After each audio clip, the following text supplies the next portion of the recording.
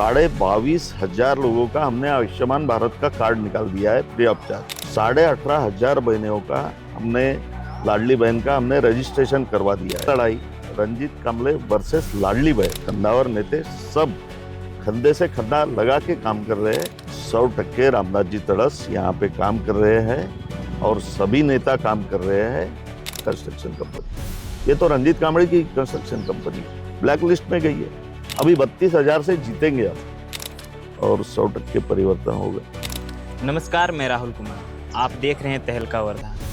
अभी हमारे समक्ष राजेश बकाने, देवली विधानसभा क्षेत्र भाजपा महायुति के उम्मीदवार मौजूद हैं। हम जानेंगे कि इस चुनाव के महज अभी 2 ही दिन बचे हैं और चुनाव माहौल कैसा है, लोगों की क्या प्रतिक्रिया है और विभिन्न प्रश्न पूछेंगे। तो आपका बहुत बहुत स्वागत है हमारे चैनल में। नमस्कार। तो सबसे पहले जानना चाहेंगे कि अभी चुनाव के महज 2 दिन बचे हैं, तो आपकी रणनीति क्या रहेगी? ऐसा है कि जब से मुझे टिकट मिला और मैं प्रत्याशी हो गया, तब से मेरी रणनीति पूछने के बजाय आप ये पूछिए कि लोगों की रणनीति क्या है। लोगों की रणनीति, ये विषय अभी ऐसा हो गया है कि ये मेरी लड़ाई रंजीत कांबळे से नहीं है। ये लड़ाई रंजीत कांबळे वर्सेस जनता है। ये लड़ाई रंजीत कांबळे वर्सेस लाडली बहन, ऐसी लड़ाई है। तो रणनीति तो लोग बना रहे हैं कि पिछले 25 साल से जो आमदार यहाँ पे है, उसने यहाँ पे जो डेवलपमेंट का काम किया है वो लोग देख रहे हैं और ये जनता है सब जानती है। तो अभी आप डोर टू डोर जा रहे हैं, लोगों से मिल रहे हैं, गांव में, शहरों में, तो क्या प्रतिक्रिया मिल रही है और क्या क्या समस्याएं हैं? देखो, पिछले 25 साल से यहाँ समस्याओं का भंडार लगा है। लोगों की खेत की पांदन नहीं है, बचत गट के भवन नहीं है, रास्ते की हालत खस्ता हो गई है। जो पिछले 8 महीने में बस जाती थी गांव में, वो रोड के कारण बस भी बंद हो गई है और स्कूल के बच्चे पैदल जा रहे हैं, ये हाल है। और यहाँ पे वर्धा विधानसभा लगती है, ननगाट विधानसभा लगती है, वहाँ डेवलपमेंट के बहुत ढेर सारे काम हो गए। बहुत सारी समस्याएं फैली, बहुत समस्या है। रंजीत कांबळे जी 5 वर्ष से चुन कर आ रहे हैं, बीजेपी में इतने बड़े कद्दावर नेता हैं, ऐसा क्यों? ऐसा है कि यहाँ पे पिछले 25 साल से रंजीत कांबळे, उसके 10 साल पहले प्रभाराम, 35 साल से ये गढ़ माना जाता है कांग्रेस का। और यहाँ पे उसका नसीब अच्छा है कि एक ही कैंडिडेट यहाँ रिपीट नहीं हुआ। आपके सवाल का जवाब तो सही है, ये है कि एक कैंडिडेट अगर रिपीट होता था तो रंजीत कांबळे यहाँ जरूर हारता था। यहाँ पे प्रायोगिक विधानसभा हो गई थी, लेकिन अभी पार्टी ने, महायुति ने, मैं तो देवेंद्र जी का आभार मानता हूँ, सम्माननीय गडकरी साहब का आभार मानता हूँ कि यहाँ पे मुझे पिछले बार में अपक्ष इंडिपेंडेंट यहाँ पे लड़ा और 40,000 लोगों ने मुझे आशीर्वाद दिया और उस आशीर्वाद को नज़रअंदाज न करते हुए पार्टी ने मुझे यहाँ पे टिकट दिया। और यहाँ पे हम, जनता अभी बोल रही है कि परिवर्तन करना है और 100% परिवर्तन होगा और रंजीत कांबळे की हार निश्चित। तो यहाँ पर विभिन्न बीजेपी के कद्दावर नेता रहे हैं, जैसे रामदास तड़स पूर्व सांसद सुरेश बाघमारे, जिला परिषद अध्यक्ष नाना ढोने, मिलिंदे, ये सब विभिन्न रहे हैं। तो कई सालों से देख रहे हैं कि बीजेपी अपनी सत्ता नहीं स्थापित कर पाई, तो इतने बड़े दिग्गजों को रहते हुए ऐसा क्यों? मेरा जवाब वही है कि यहाँ अगर कैंडिडेट रिपीट होता था तो 100% जीतता था। ये विधानसभा प्रायोगिक हो गई थी। अभी पार्टी ने तय कर लिया है कि पिछले बार मैं प्रत्याशी करके था यहाँ, मैं जिले का अध्यक्ष था उस टाइम, मैंने रिजाइन करके लड़ा था और 40,000 लोगों ने आशीर्वाद दिया था। अब वो कैंडिडेट वापस रिपीट हो गया तो अभी जीत के आएगा, इसमें कोई डाउट नहीं है। हमारे दिल में शंका नहीं है, ना ही जनता के दिल में है।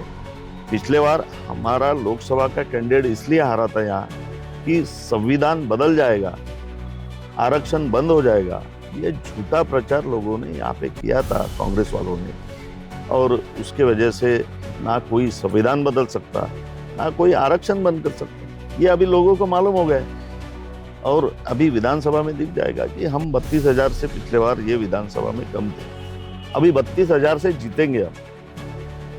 ये जनता भी बोल रही है, पार्टी के कार्यकर्ता भी बोल रहे हैं और कंदावर नेता जो यहाँ के विधानसभा में है, ये जो आप बोल रहे हैं, ये कंदावर नेता सब खंडे से खड्डा लगा के काम कर रहे हैं और हम जीतेंगे। वही देवली विधानसभा क्षेत्र में आप उम्मीदवार हैं। बीजेपी के कई ऐसे नेता हैं जो असंतुष्ट हैं आपसे, ऐसा क्यों? ये आप बोल रहे हैं, मुझे तो कहीं दिखाई नहीं दे रहा है। अगर असंतुष्ट रहते थे तो वो काम नहीं करते थे, वो घर में बैठे रहते थे। यहाँ तो सभी काम कर रहे हैं। आप एक आधी नाम बताओ, मीडिया के जरिए हम पार्टी के बड़े नेताओं को बता देंगे। जैसे पूर्व सांसद रामदास तड़स, क्या आपके लिए मतलब पूर्णतः प्रचार कर रहे हैं, प्रचार प्रसार? 100% रामदास जी तड़स यहाँ पे काम कर रहे हैं और सभी नेता काम कर रहे हैं। और जो भी नेता यहाँ काम नहीं कर रहा है, ऐसा आप जो बोल रहे हैं, तो मुझे ऐसा लगता नहीं कि ऐसा कुछ नहीं। एक सूत्रों के हवाले से पता चला है कि पंकज तड़स आपके खिलाफ सोशल मीडिया पर भ्रामक जानकारियां फैला रहे हैं। नहीं, ये गलत है। ऐसा है कि जब तक कोई प्रूफ हाथ में नहीं आता तो लोग तो चर्चा करेंगे, इसमें मुझे इस बात से सहमत नहीं। क्षेत्र में विभिन्न पार्टी के उम्मीदवार हैं, अपक्ष हैं, तो आप उनसे खुद को अलग कैसे देखते हैं? ऐसा है कि हमारी पार्टी जो है 20% राजकारण और 80% समाजकरण करने वाली है। हम प्रत्याशी थे, पिछले बार अपक्ष लड़े थे। जब से 2019 से हमने 2024 तक इतना सारा काम किया है, 22,500 लोगों का हमने आयुष्मान भारत का कार्ड निकाल दिया है फ्री ऑफ चार्ज। 18,500 बहनों का हमने, लाडली बहन का हमने रजिस्ट्रेशन करवा दिया है। 49,000 लोगों को किचन सेट का डिस्ट्रीब्यूशन किया है, जो यहाँ के आमदार का काम था।